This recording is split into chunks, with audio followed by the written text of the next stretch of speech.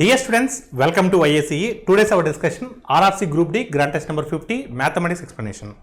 First question, under root of 6 plus under root of 6 plus under root of 6 up to infinity. ఎప్పుడైనా చూడండి under root of 6 ఉండి అంటే 6 కావచ్చు ఏదైనా number అవ్వచ్చు ప్లస్లో ఉండి అప్ టు ఇన్ఫినిటీ వరకు ఇస్తే ఇచ్చినటువంటి రాడికన్ని సో 2 కాన్సిక్యూటివ్ మల్టిపుల్స్గా డివైడ్ చేయండి, స్ప్లిట్ చేయండి. 6ని నేను 3 into 2గా రాస్తున్నాను. సో ఇలా పాజిటివ్ వాల్యూ ఇచ్చినప్పుడు మీ ఆన్సర్ ఏమవుతుందంటే హయ్యర్ వాల్యూ అవుతుంది. So your answer is what 3. ఒకవేళ నెగిటివ్ వాల్యూ ఇచ్చారనుకోండి under root of 6 minus under root of 6 minus under root of 6 minus and up to infinity negative value ఇస్తే అప్పుడు మీ answer least value అవుతుంది, 2 అవుతుంది. గుర్తుపెట్టుకుని సింపుల్గా under root of A plus under root of A plus under root of A plus up to infinity. అప్పుడు ఆ రాడికండ్ ఏని 2 కాన్సిక్యూటివ్ మల్టిపుల్స్గా డివైడ్ చేసి సో ఇప్పుడు 6 తీసుకున్నాం. 6ని 2 కాన్సిక్యూటివ్ మల్టిపుల్స్గా ఏమైనా రాయొచ్చు, 3 into 2 రాయొచ్చు. ప్లస్ వచ్చినప్పుడు +3 అనేది మీ ఆన్సర్ అవుతుంది. ఒకవేళ క్వశ్చన్ అనేది ఇలా ఇచ్చాడు అనుకోండి under root of 6 minus under root of 6 minus under root of 6 ఇలా ఇచ్చింది అనుకోండి అప్ టు ఇన్ఫినిటీ. 6 ఇచ్చినప్పుడు అప్పుడు మీ ఆన్సర్ ఏమవుతుంది 2 అవుతుంది. సో హియర్ పాజిటివ్ వాల్యూ ఇచ్చాడు కాబట్టి your answer is what 3. Find the reflection of 5, 3 with respect to y axis అన్నాడు. With respect to y axis అన్నాడు కాబట్టి సో ఎక్స్ వాల్యూ అనేది మైనస్ అవుతుంది, అంటే ఈ ఎక్స్ కోఎఫిషియంట్ అనేది మైనస్ అవుతుంది. అంటే 5కి మైనస్ ఉండాలి, వైకి పాజిటివ్ ఉండాలి. సో వైకి పాజిటివ్ ఉండాలి, వైకి పాజిటివ్ ఉండాలి, వైకి పాజిటివ్ ఉండాలి. So your answer is what -5, 3.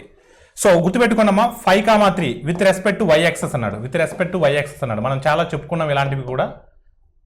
y వాల్యూను పాజిటివ్ ఉంచాలి, x వాల్యూను మైనస్ చేయాలి రిఫ్లెక్షన్ అన్నప్పుడు.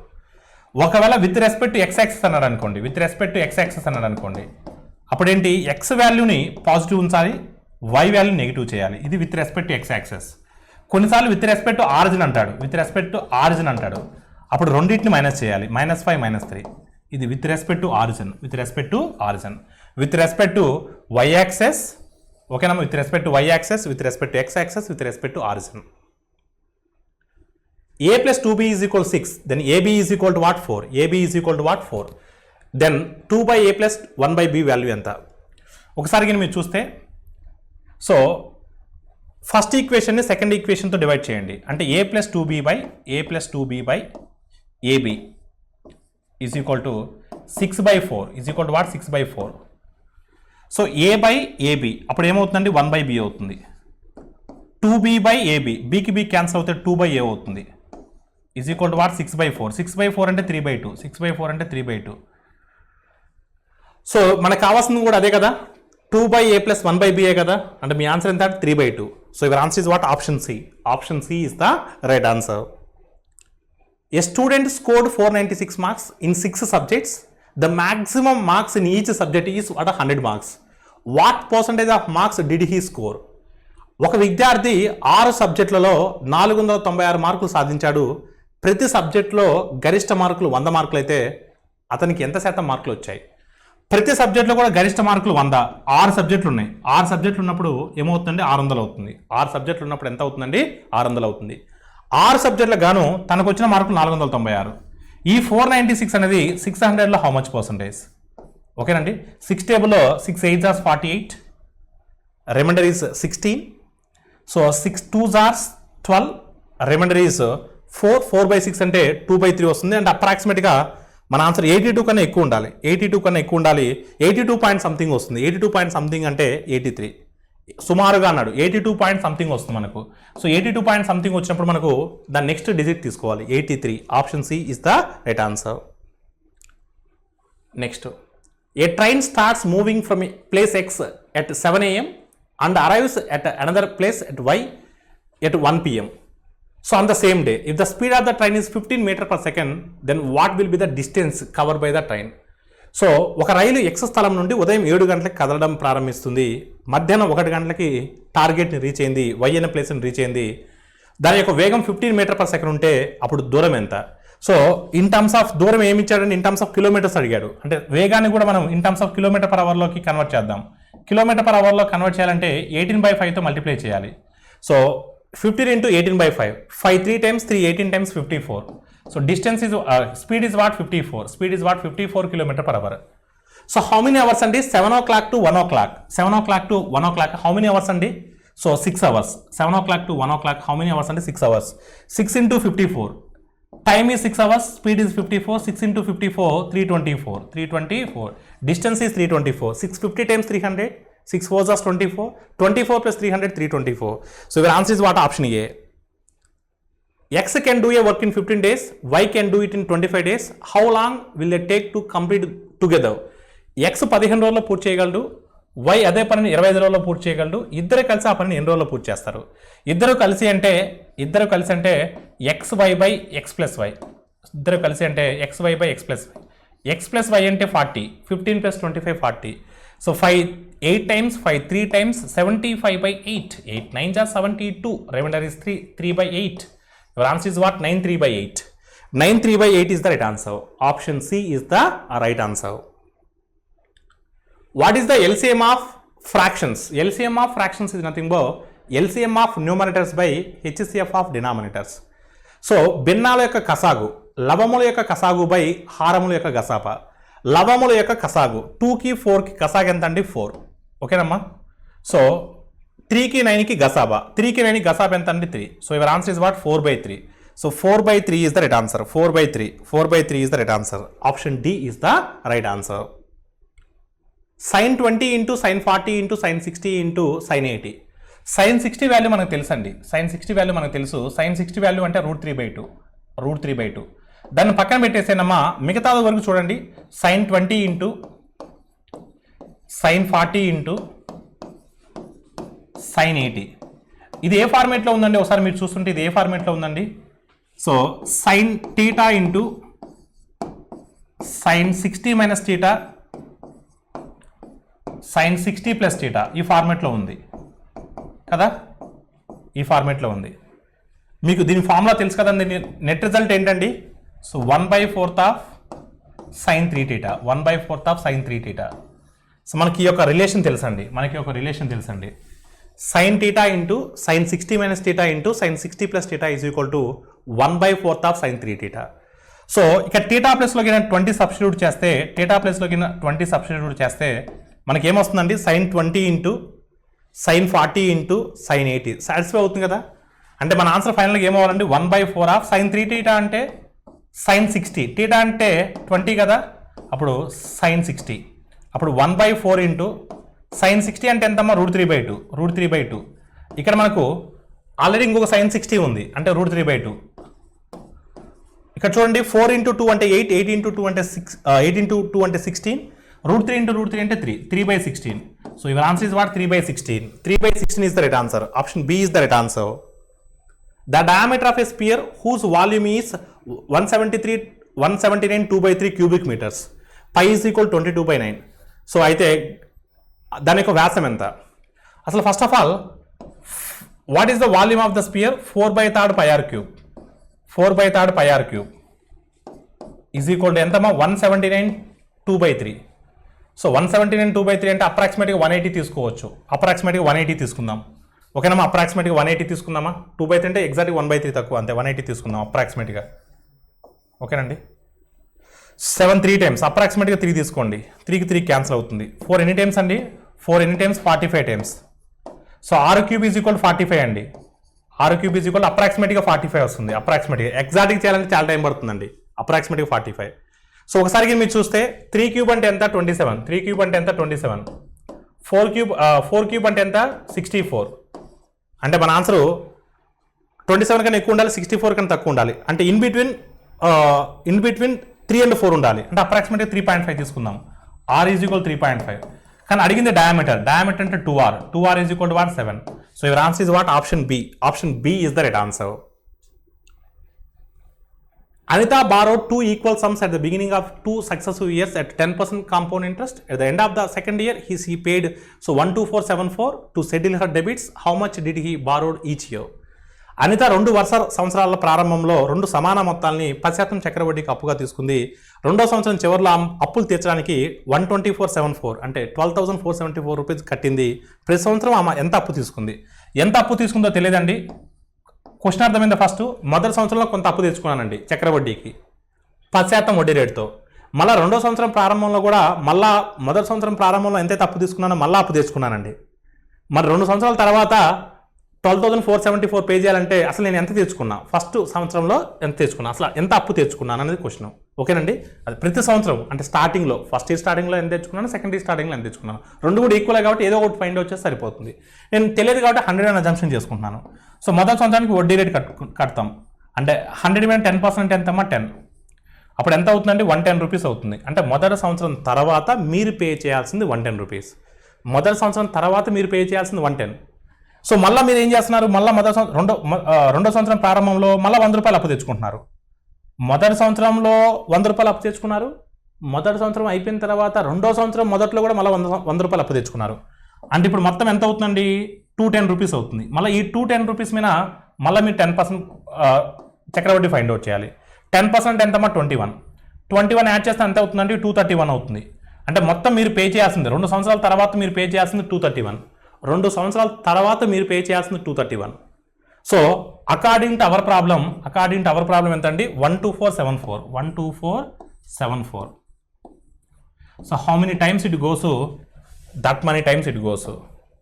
సో ఒకసారి చూద్దాం. 231 టేబుల్లో 1274 ఎన్ని టైమ్స్ పోతుందండి, 5 టైమ్స్ పోతుందా, 6 టైమ్స్ అయితే పోదు, 6 టైమ్స్ అయితే పోదు, 5 టైమ్స్ పోతుంది, 5 టైమ్స్ పోతుంది. అంటే మన ఆన్సర్ 5తో స్టార్ట్ అవ్వాలి. ఎగ్జాక్ట్గా 5 టైమ్స్ అయితే పోదు, అంటే 5,000 కూడా కాదు. ఎగ్జాక్ట్గా 50 టైమ్స్ అయితే పోదు. ఓకేనండి. సో 231 5 టైమ్స్ అంటే ఎంతమ్మా 200 టైమ్స్ 1000, 531 టైమ్స్ 155 అంటే 1155 వస్తుంది. 1155 అంటే 1247లో నుంచి 1155 తీసేస్తే 1200లోంచి 1155 తీసేస్తే 45 ప్లస్ 47 అంటే 92 ఉంటుంది. అంటే 924 ఉంటుంది. 924 అనేది 5 టైమ్స్ అయితే పోదు, 4 టైమ్స్ పోతుంది. ఎగ్జాక్ట్గా 4 టైమ్స్ పోతుంది. 231 4 times, 200 times 800, 431 times 124 plus 800 924. Exactly it goes 54 times. So 54 times of 100, so 5400. అంటే మొదటి సంవత్సరం స్టార్టింగ్లో 5400, అదేవిధంగా రెండో సంవత్సరం స్టార్టింగ్లో కూడా 5400 బారో చేసింది. So your answer is what, option C. The price of rice increased by 60%. In order to restore its original value, so the new price must be reduced by how much? బియ్యం ధర 60% పెరిగింది, దీన్ని underline చేయండి. బియ్యం ధర 60% increase అయింది. మళ్ళీ original వాల్యూని పునరుద్ధరించాలి అంటే కొత్త ధరని ఎంత శాతం తగ్గించాలి? 60% పెరిగింది. అసలు 60% అంటే ఎంత ఫ్రాక్షన్? 3/5. 60% అంటే 3/5. మీకు ఫ్రాక్షన్ టేబుల్లో చెప్పున్నాను. 1/5 అంటే 20%, 3/5 అంటే 60%. ఎప్పుడైనా సరే స్టేట్మెంట్లో పెరిగింది అని ఇస్తే, ఇంక్రీజ్ అని ఇస్తే, సింపుల్గా మీరు చేయాల్సింది ఏంటంటే న్యూమరేటర్ వాల్యూని డినామినేటర్కి యాడ్ చేయాలి. సో న్యూమరేటర్ వాల్యూని డినామినేటర్కి యాడ్ చేస్తే 3ని 5కి యాడ్ చేస్తే 3/8. సో మీకు చెప్పాను కూడా ఫ్రాక్షన్ టేబుల్లో చెప్పాను, 1/8 అంటే 12.5, 3/8 అంటే 37.5. So your answer is what, 37.5. అంటే పెరిగిన దాన్ని 37.5% రెడ్యూస్ చేస్తే మనకు ఒరిజినల్ వాల్యూ వస్తుంది. So your answer is what, option B. So త్రిభుజము, so triangle PQR is a right angle triangle at Q. If angle R is equal to 45 degrees, then find the value of tan P minus 1/2. So త్రిభుజం PQRలో Q వద్ద లంబకోణం కలదు. Angle R అనేది 45 degrees అయితే so tan P minus 1/2 value ఎంత? ఒకసారి చూడండి అమ్మా. సో PQR అనేది లంబకోణ త్రిభుజం, Q వద్ద లంబకోణం చేస్తుంది. సో Q వద్ద లంబకోణం చేస్తుంది. యాంగిల్ R అనేది 45 డిగ్రీస్ ఇచ్చున్నారు. సో ఒక త్రిభుజంలో 3 కోణాలు మొత్తం 180 డిగ్రీస్. ఆల్రెడీ ఒకటి 90 డిగ్రీస్ అయింది, మరొకటి 45. సో అప్పుడు రిమైనింగ్ యాంగిల్ ఎంత అవుతుందంటే 45 డిగ్రీస్ అవుతుంది. అంటే P యాంగిల్ అనేది 45 డిగ్రీస్ అవుతుంది. tan P అంటే ఎంతమ్మా tan 45. tan 45 అంటే 1 minus 1/2. 1 minus 1/2 అంటే 1/2. 1లోంచి ఒక హాఫ్ తీసేస్తే మిగతాది హాఫ్ ఉంటుంది. So your answer is what, option C. The ratio of the first and second class fares between 2 stations is 4:1. And that of the number of passengers traveling by the first and second class is 1:40. If 11,000 rupees is collected as total fare, then the amount collected from the first class passengers is what? రెండు స్టేషన్ల మధ్య మొదట మరియు రెండో తరగతి ఛార్జీల నిష్పత్తి 4:1 మరియు మొదట మరియు రెండో తరగతి ప్రయాణించే ప్రయాణికుల సంఖ్య 1:40 ఉంటే మొత్తం ఛార్జీలుగా 11,000 రూపాయలు వసూలు చేస్తే అప్పుడు మొదటి తరగతి ప్రయాణికుల నుండి వసూలు చేసినటువంటి మొత్తం ఎంత? జనరల్గా కూడా మొత్తము అంటే ఛార్జీ అంటే ప్రైస్ ఇంటూ క్వాంటిటీ. ప్రైస్ అంటే టికెట్ ఛార్జ్, క్వాంటిటీ అంటే నెంబర్ ఆఫ్ ప్యాసింజర్స్. మనకు ఛార్జీల నిష్పత్తి ఇచ్చాడు, ప్రైస్ల నిష్పత్తి ఇచ్చాడు, ధరల నిష్పత్తి ఇచ్చాడు 4:1. అదేవిధంగా ప్యాసింజర్ల నిష్పత్తి కూడా ఇచ్చాడు 1:40. ఓకేనమ్మా, ఈ రెండింటి మల్టిప్లై చేస్తే మనకు మొత్తం వస్తుందండి 1:4 4 1:40 40. ఓకేనమ్మా, 4:40. 4:40 అంటే 1:4 1:10 1:10 అంటే మొత్తం ఎన్ని పార్ట్స్ అండి? 11 పార్ట్స్. 11 పార్ట్స్ అంటే 11,000 అండి. 11 పార్ట్స్ అంటే ఎంత? 11,000. 11 పార్ట్స్ 11,000 అయినప్పుడు అడిగింది ఫస్ట్ క్లాస్ కదా, ఫస్ట్ క్లాస్ అంటే 1 పార్ట్ కదా, 1 పార్ట్ 11 పార్ట్స్ 11,000 అయినప్పుడు 1 పార్ట్ ఎంత అవుతుంది? 1000 అవుతుంది. అంటే మొదటి క్లాస్ ద్వారా నీకు వచ్చినటువంటి డబ్బులు ఏంటండి? So 1000 rupees. So your answer is what? None of these is the right answer. ఇదేంటి? ఛార్జీల నిష్పత్తి అంటే ప్రైస్, ప్రయాణికుల సంఖ్య క్వాంటిటీ, ప్రైస్ ఇంటూ క్వాంటిటీ అంటే total value, price into quantity అంటే టోటల్ వాల్యూ, ధర ఇంటూ పరిమాణం అంటే మొత్తం విలువ. ఆల్ ఆఫ్ యూ క్లియర్ అండి? అదే the sum of 2 digits of a number is 15. If 9 is added to the number, the digits are interchanged. What is the number? ఒక సంఖ్య యొక్క 2 అంకెల మొత్తం 15, సంఖ్యకు 9 జోడిస్తే సో పరస్పరం ఆ యొక్క సంఖ్య అంకెలనే మారుతాయి. అయితే సంఖ్య ఎంత? 6 9 15, 8 7 15, 9 6 15, 7 8 కూడా 15. సో కానీ 9 జోడిస్తే సంఖ్యలు తారుమారు అవుతాయి అంట. చూద్దాం, అంకెలు తారుమారు అవుతాయి. సో యాడ్ చేస్తే ఎంతమ్మా? 78 వస్తుంది. 78 అంటే తారుమారు అయ్యాయా? అవలేదు. 87కు 9 యాడ్ చేస్తే మనకి ఎంత వస్తుంది? 96 వస్తుంది. తారుమారు అయ్యాయా? అవలేదు. 96కి ఒక 9 యాడ్ చేస్తే 3 అంకెల సంఖ్య వస్తుంది. అసలు అయ్యే ఛాన్సే లేదు. 3 కానప్పుడు 4వదే మీ ఆన్సర్. మిగతాది మళ్ళీ చెక్ చేయాల్సిన అవసరం కూడా లేదు. మిగతాది మీరు చెక్ చేయాల్సిన అవసరం కూడా లేదు, కానీ చెక్ చేసుకోండి. 9 యాడ్ చేస్తే ఏమో వస్తుంది? 78కి 9 యాడ్ చేస్తే మనకు 87 వస్తుంది. అప్పుడు 78ని మారుస్తే ఏమో 87 కదా వచ్చేది. అంకెలు తారుమారు అయినాయా లేదా? So your answer is what? Option D. The perimeter of a rectangular field is 480 meters and the ratio between the length and breadth is 5:3. The area of the field is what? దీర్ఘ చతురస్రాకార క్షేత్రం యొక్క చుట్టుకొలత 480 meters, పొడవు వెడల్పుల మధ్య నిష్పత్తి 5:3. ఆ క్షేత్రం యొక్క వైశాల్యం ఎంత? సో 5x 3x అనుకుంటున్నాను. So rectangle perimeter is nothing but 2 into L plus B. 2 into L plus B అంటే so 2 into 5x plus 3x is equal to 480 meters. 480 meters అంటే ఒకసారికి మీరు గమనిస్తే ఇక్కడ సో 5x 3x అంటే 8x, 8x into 2 అంటే 16x, 16x is equal to 480. In 16 table 48 goes 3 times, x is equal to 30. X is equal to what? 30. So x value 30. మనకు కావాల్సింది area of the field. So area of the field అంటే L into B.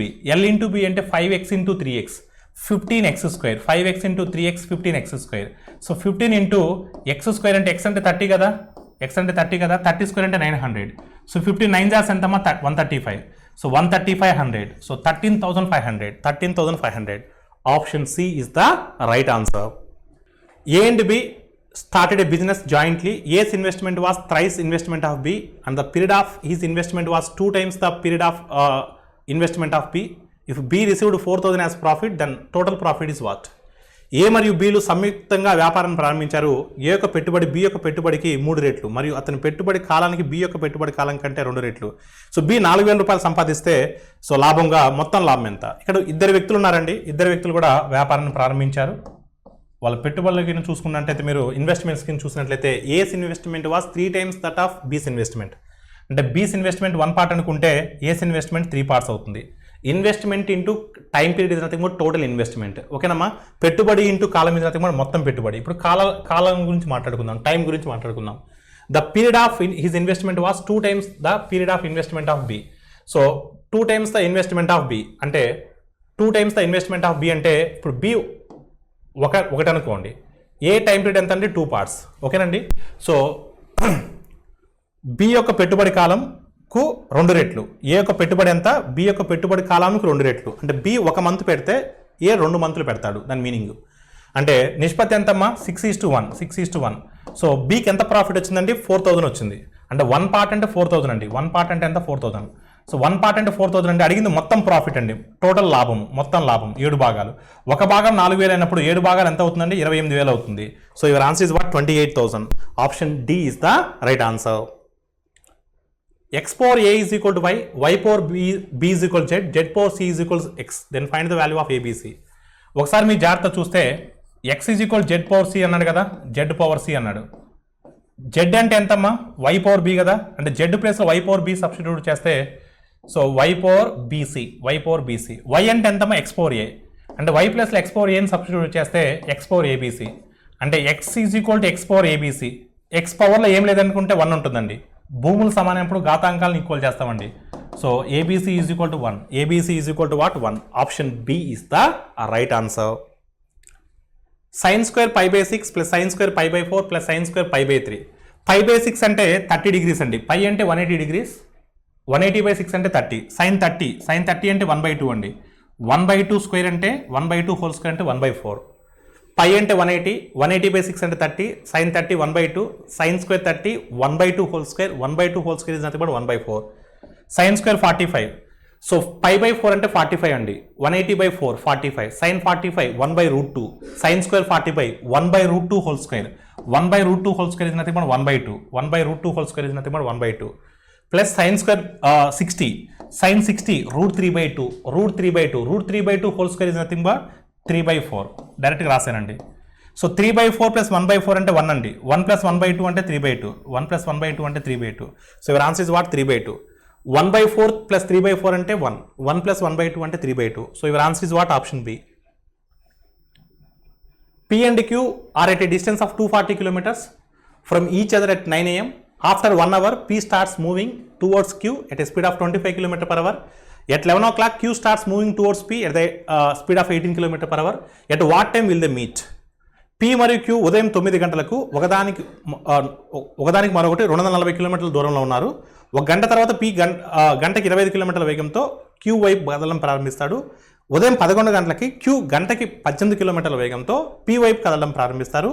వారు ఏ సమయంలో కలుసుకుంటారు? ఒకళ్ళేమో 9 గంటలకి, మరొకళ్ళేమో 11 గంటలకి.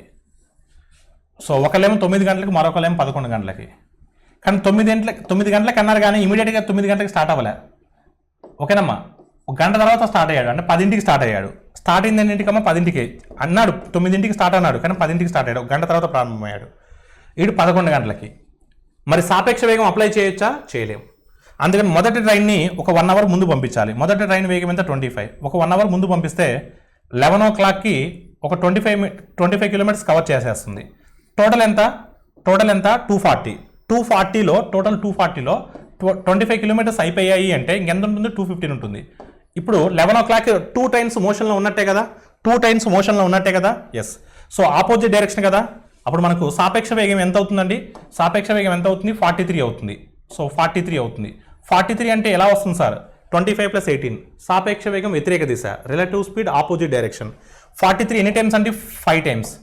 అంటే అడిగిన క్వశ్చన్ ఏంటంటే వారు ఏ సమయంలో అంటే కలుస్తారు? మధ్యాహ్నం ఏ సమయంలో కలుస్తారు అంటే 11 o'clock తర్వాత 5 hours అండి. అంటే 11 o'clock తర్వాత 5 hours పట్టిందంటే మనకి ఎగ్జాక్ట్గా 4 PM, మధ్యాహ్నం 4 PM వాళ్ళు కలుసుకుంటారండి. మధ్యాహ్నం 4 PM వాళ్ళు కలుసుకుంటారు. So option D is the right answer. Virat in his 28th innings makes 156 runs because of his batting average goes up by 2 runs. What was the batting average just after 27th innings? So 27th innings తర్వాత అతని యొక్క సగటు ఎంత? చూడమ్మా, 27 innings 27th innings అంటే 27 innings అప్పుడు అతని average ఎంతో తెలియదండి. నాకు యావరేజ్ ఎంతో తెలియదు, నేను అనుకుంటున్నానండి. 28th మ్యాచ్లో మంచి ఎక్కువ స్కోర్ రన్స్ చేయడం వల్ల అతని యావరేజ్ అనేది ఎంత పెరిగిందండి? So average goes up by 2 runs అండి. అంటే 2 runs పెరిగిందండి. అంటే ఏ కాస్త A+2 అవుతుందండి. A+2 అవుతుందండి. సగటు అంటే ఎప్పుడు కూడా ఆ పర్టికులర్ మ్యాచ్తో మాత్రమే 2 runs ఇంక్రీజ్ అవుతుందండి. ప్రీవియస్ ఆడినటువంటి మ్యాచెస్ యొక్క రన్స్ కూడా ఇంక్రీజ్ అవుతుందండి. అంటే 27 × 2 అంటే 54 runs ఇంక్రీజ్ అవుతుందండి. అంటే ఈ మొత్తం చేంజ్ దేనివల్ల వచ్చిందండి? సో 28th మ్యాచ్లో అతను 156 runs చేయడం వల్ల 156 runs చేయడం వల్ల అంటే A+2 + 54 ఈ మొత్తం చేంజ్ దేనివల్ల వచ్చింది? 156 runs చేయడం వల్ల. అడిగిన క్వశ్చన్ ఏంటంటే 27వ innings తర్వాత తన యొక్క సగటు ఎంత? 27వ innings తర్వాత తన సగటు ఏ కదా? ఇప్పుడు మనం ఫైండ్ అవుట్ చేయాల్సింది ఏ. అంటే ఈ 56 అవతల పోతే -56 అవుతుంది. 156 - 56 అంటే 100. అంటే ఆ మ్యాచ్ ఆడక ముందు అంటే 28వ మ్యాచ్ ఆడక ముందు అతని సగటు ఎంత అండి? సో అతను బ్యాటింగ్ సగటు ఎంతమ్మా? 100. So your answer is what? Option A. A jar contained a mixture of 2 liquids A and B in the ratio 4:1. When 10 liters of this mixture was taken out and 10 liters of B liquid was poured into the jar, the ratio becomes 2:3. The quantity of liquid A contained in the jar initially was what? ఒక కూజాలో 4:1 నిష్పత్తిలో 2 ద్రవాలు A మరియు B మిశ్రమాన్ని కలిగి ఉంటుంది. 10 లీటర్ల మిశ్రమాన్ని బయటికి తీసి సో 10 లీటర్ల B ద్రావణంతో కూజాలో పోసినప్పుడు ఈ నిష్పత్తి 2:3గా మారుతుంది. సో ద్రవ పరిమాణం మొదటి కూజాలో ఎంత ఉండేది? సో మొదటి కూజాలో ద్రవం ఏ ఎంత ఉండేదని అడుగుతున్నాడు. సో 10 లీటర్లు తీస్తున్నాం, 10 లీటర్లు పోస్తున్నప్పుడు ఖచ్చితంగా మన మొదటి ద్రావణంలో ఏ లిక్విడ్ అనేది ఎక్కువే ఉండాలి. ఓకేనమ్మా. సో ఏ లిక్విడ్ అనేది 10 కన్నా ఎక్కువే ఉండాలి, 10 కన్నా ఎక్కువే ఉండాలి. అంటే మన ఆన్సర్ ఖచ్చితంగా 10 కన్నా ఎక్కువే ఉండాలి. ఎందుకంటే మొదటి 2 ఆప్షన్స్ ఎలిమినేట్ చేశారు. సో 16 తీసుకొని ట్రై చేస్తాను. 16 సాటిస్ఫై అయితే అదే మీ ఆన్సర్ అవుతుంది. ఒకవేళ సాటిస్ఫై అవ్వలేదు అనుకోండి, ఆటోమేటిక్గా మిగతా చెక్ చేయాల్సిన అవసరం లేదు, రెండోది మీ ఆన్సర్ అవుతుంది. 16 తీసుకుంటున్నాను. 4:1 అన్నాడు. 4:1 అంటే 4 పార్ట్స్ అంటే 16, 4 పార్ట్స్ అంటే 16. అప్పుడు 1 పార్ట్ ఎంత అవుతుందంటే 4 అవుతుంది. 1 పార్ట్ ఎంత అవుతుందమ్మో 4 అవుతుంది. అంటే 16:4. ఇప్పుడు మనం టోటల్ 20 లీటర్స్ ఉందండి. టోటల్ 20 లీటర్స్లో మనం ఎంత తీస్తున్నామంటే 10 లీటర్స్ తీస్తున్నాం. అంటే టోటల్ 20 లీటర్స్లో 10 లీటర్స్ తీస్తున్నాము అంటే ఎంత పర్సెంట్ తీసినట్టు? 50% బయటికి తీసినట్టు. 50% బయటికి తీసినట్టు. ఓకేనండి. 50%. 50% సగం ఏ ద్రావణం నుంచి బయటికి తీసాం, మిగతాది 8 ఉంటుంది. ఇక్కడ మళ్ళీ 50% అంటే 2 ఉంటుంది. అంటే 8:2 ఉంటుంది. 8:2 ఉంటుంది. ఇప్పుడు మనం 10 లీటర్స్ బి ద్రావణాన్ని యాడ్ చేశాం. 10 లీటర్స్ అప్పుడు ఎంత అవుతుందండి? ఇది 12 అవుతుంది. బి ద్రావం యాడ్ చేసినప్పుడు ఏ ద్రవం కాన్స్టెంట్గా ఉంటుంది? ఇది 8 అవుతుంది. 8:12 అంటే 2:3. 8:12 అంటే 2:3నే కదా. ఎస్, సాటిస్ఫై అయింది. చూడండి, ఇది సాటిస్ఫై అయింది కాబట్టి ఇదే మీ ఆన్సర్ అవుతుంది. ఒకవేళ ఇది సాటిస్ఫై అవ్వలేదు అనుకోండి, సో మళ్ళీ డి ఆప్షన్ చెక్ చేయాల్సిన అవసరం లేదు. డి ఆప్షన్ మీ ఆన్సర్ అవుతుంది. ఇది సాటిస్ఫై అవ్వకపోతే, సాటిస్ఫై అయింది కాబట్టి మీ ఆన్సర్ ఆప్షన్ సి అవుతుంది. Cube root of 4 12/125. 125 4 times 500. 500 plus 12 512. 512/125. 512 అనేది ఏ క్యూబ్ అంటే 8 క్యూబ్. 125 అనేది 5 cube. So your answer is what? 8/5. 8/5 అంటే 1/3/5. 8/5 అంటే 1/3/5. So your answer is what? 1/3/5. 1/3/5. Option A is the right answer. So మీకు ఈ ఫార్మేట్లో ఉన్న క్వశ్చన్ ఆల్రెడీ చెప్పున్నాను. పాజిటివ్ వాల్యూ చెప్పాను, నెగిటివ్ వాల్యూ చెప్పాను. అదే మల్టిప్లికేషన్లో ఉందనుకోండి, √(a) into √(a) into √(a) up to స్వాన్ ఇన్ఫినిటీ. ఓకేనండి. అప్పుడు మీ ఆన్సర్ ఏనే అవుతుందండి. అంటే ఇక్కడ మీ ఆన్సర్ 5 అవుతుందండి. Your answer is what? 5. ఒకవేళ ఒక్కోసారి ఏమంటాడంటే ఆ ఇన్ఫినిటీ వాల్యూ మెన్షన్ చేయడండి. √(a) అప్ టు స్వాన్ n అంటాడండి. అప్పుడు మీ ఆన్సర్ ఏమవుతుందంటే a⁻1 - 1/2n అవుతుంది. అప్ టు n టర్మ్స్ ఇస్తే a⁻1 - 1/2n అవుతుంది. అప్ టు ఇన్ఫినిటీ ఇస్తే డైరెక్ట్గా మీ ఆన్సర్ ఏ అవుతుంది. పాజిటివ్లో ఇస్తే ఇచ్చినటువంటి రాడికల్ని 2 కాన్సిక్యూటివ్ మల్టిపుల్స్గా స్ప్లిట్ చేసుకోవాలి. పాజిటివ్ వాల్యూ ఇచ్చినప్పుడు హయ్యర్ వాల్యూ మీ ఆన్సర్ అవుతుంది. నెగిటివ్ వాల్యూ ఇచ్చినప్పుడు లోయర్ వాల్యూ మీ ఆన్సర్ అవుతుంది. So your answer is what? Here option D. So here simplification అడుగున్నారు చూడండి. ఫస్ట్ బార్లో ఉన్నటువంటి ఎక్స్ప్రెషన్ మనం కన్క్లూడ్ చేయాలి. ఫస్ట్ 1/6 - 1/4. సో ఈ రెండింటికి ఎల్సిఎం ఎంత అవుతుంది? 12 అవుతుంది. ఎల్సిఎం 12 అవుతుంది. 6 2s are 4 3 times అంటే -1/12 అవుతుంది. అప్పుడు -(-) ప్లస్ అవుతుంది. 3 1/2 అంటే 7/2 రాసుకోవచ్చు. ప్లస్ -(-) ఇక్కడ -1/12 అవుతుంది. -1/12 అవుతుంది. ఇక్కడ ఆల్రెడీ మైనస్ ఉంది. -(-) ప్లస్ అవుతుంది అంటే 1/12 అవుతుంది. సో ఎల్సిఎం ఎంత అవుతుందండి? 12 అవుతుంది. ఎల్సిఎం 12 అవుతుంది. 2 6 are 6 7s are 42. 42 + 1 43. సో 1/4 అనేది ముందు ఉంది మనకు. 1/4 అప్పుడు మనకి ఏమవుతుందండి? సో 43/48 వస్తుంది. 43/48 వస్తుంది. సో ఇక్కడ 2 1/4 ఉంది. 2 1/4 అంటే 9/4. 9/4 అంటే 9/4 - 43/48. ఎల్సిఎం 48 అవుతుంది. ఎల్సిఎం 48 అవుతుంది. ఓకేనమ్మా. So 4 12 times 12 9s are 108. 108 - 43. So 108లోంచి 43 తీసేస్తే 3 తీసేస్తే 105. 105లోంచి 40 తీసేస్తే 65. 65/48. 65/48. ఇక్కడ మనకు 4 1/4 ఉందండి. 4 1/4 అంటే సో 4 1/4 అంటే మనకి ఎంత వస్తుందండి? 17/4. 17/4. సో 17/4 డివిజన్ సింపుల్ కదా. మల్టిప్లికేషన్ రాస్తే అది ఉల్టా అవుతుందండి. అంటే ఉల్టా అవుతే ఎంత అవుతుందండి? 48/65. 4 12 times అండి. 17 12 times. 17 10 times 170. 17 2s are 34. 34 plus 170 204. So 204/65. So your answer is what? 204/65. 204/65. Your answer is what? Option A. X - 7 whole square, y + 10 whole square, z - 6 whole square is equal to 0. Then find the value of x + y + z. So ఇక్కడ ఎప్పుడైనా సరే ఈ ఫార్మేట్లో question ఉన్నప్పుడు ప్రతి term కూడా equal to 0 చేయండి. ప్రతి term కూడా ఈక్వల్ టు 0 చేయండి. అంటే x - 7 whole square is equal to 0. అప్పుడు x - 7 is equal to 0. x is equal to +7. సిమిలర్గా y is equal to -10 వస్తుంది. సిమిలర్గా జెడ్ ఈజ్ ఈక్వల్ ప్లస్ 6 వస్తుంది. ఓకేనా, సిమిలర్గా చేసినప్పుడు అప్పుడు X plus Y plus Z అంటే 7 plus 7 minus 10 plus 6 minus 3 plus 3. So your answer is what? Plus 3. 7 plus 6, 13. 13 minus 10, 3. Plus 3. Your answer is what? Option B. Option B is the right answer. Thank you all of you.